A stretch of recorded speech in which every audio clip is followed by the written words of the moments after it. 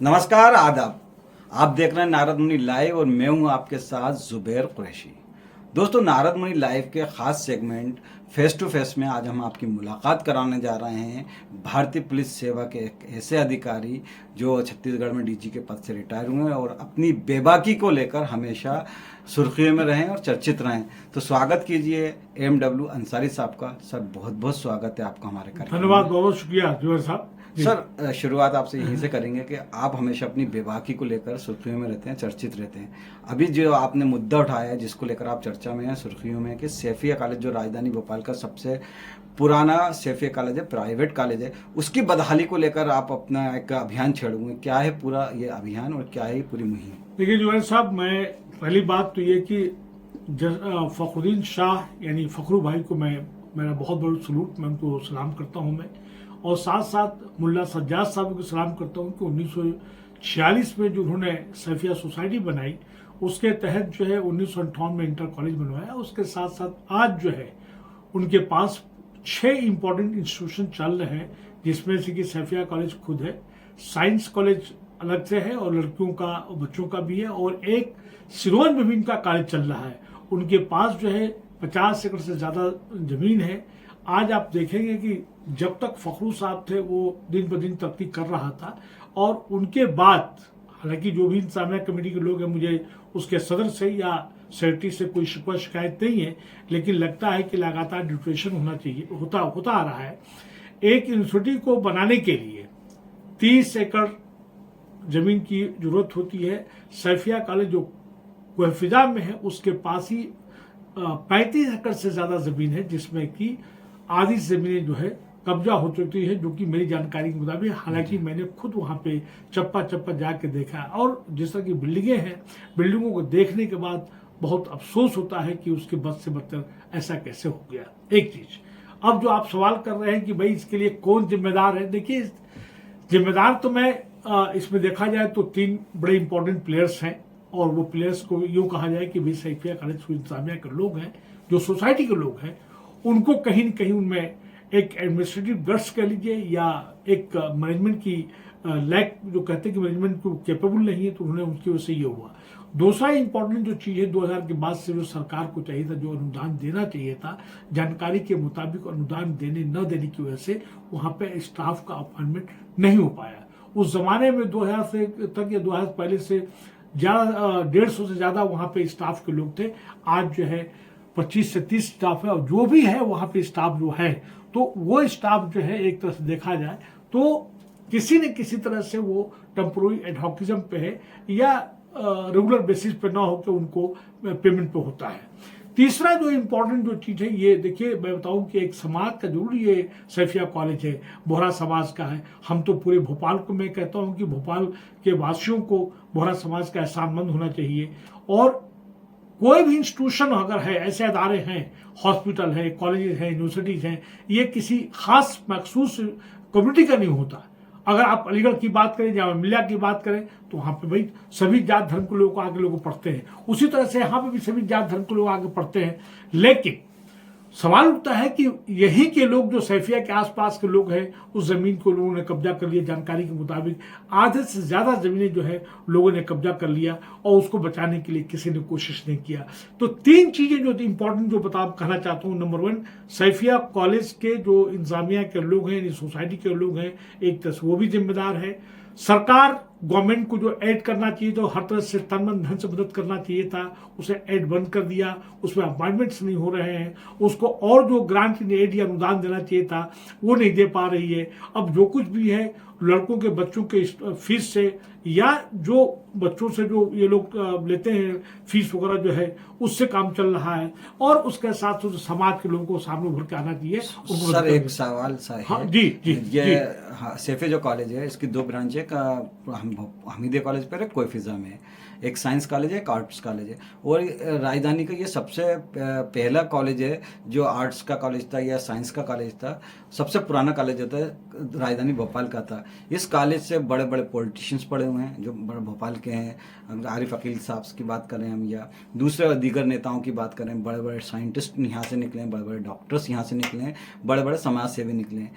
लेकिन आज जो सैफिया कॉलेज की बदहाली है इस बदहाली को लेकर अभी तक किसी जो यहाँ के पास आउट स्टूडेंट है, सीनियर हैं और काफ़ी समाज में और प्रदेश में अपना एक असर रखते हैं, वो आगे क्यों नहीं आ रहे हैं इसकी बदहाली के लिए को दूर करने के लिए आपका और इसको सही सवाल करने देखिए के जुबैर लिए? साहब बहुत ही इंपॉर्टेंट सवाल कर रहे हैं कि यहाँ से मैं तो नेताओं की बात नहीं कर रहा, मैं तमाम शोबे जितने भी हैं उन तमाम शोबों में इस कॉलेज के अलुमनाई ने जगह बनाई है और कौम मिल्लत के साथ में पूरे मुल्क के बल्कि पूरी दुनिया में सेवा दे रहे हैं। देखिए वहाँ से बड़े बड़े ओलंपिक्स निकले हैं, वहाँ के ग्राउंड जाके देख लीजिए। जो हॉकी ग्राउंड हुआ करता था उसको लोगों ने कब्जा कर लिया, जो ऑलरेडी ग्राउंड बना हुआ उसकी बदहाली पड़ी हुई है। आप उस सैफिया कॉलेज की बात कर रहे हैं, मैं यहाँ के जो अपने नेता कह लीजिए या और भी बड़े लोग जो है कह लीजिए जो उनसे मेरी बातचीत हुई है तो उन्होंने सब मुझे बताया गया कि साहब यहाँ पे तो हर शोबे में लोगों ने कामयाबी भी किया, ओलंपियन से लेके और उसके बाद जो है सियासतदान से लेके साइंटिस्ट लेके एजुकेशन से लेके आप देखिए इसमें बड़े बड़े स्कॉलर्स हुए हैं।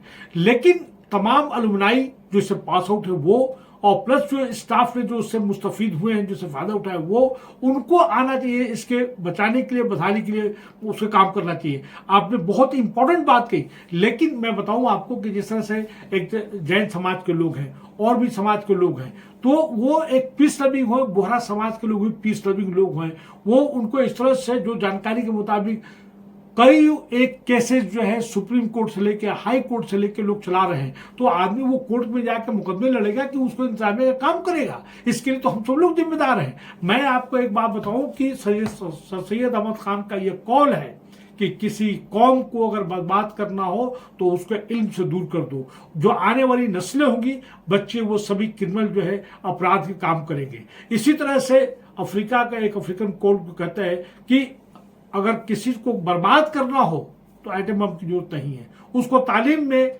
उसके साथ में वो कर दो। अगर डॉक्टर नहीं होगा भाई तो वो क्या करेगा, वकील नहीं होगा तो गलत काम करेगा। इसके लिए जरूरी है कि हमारे इंस्टीट्यूशन अदारे होने चाहिए।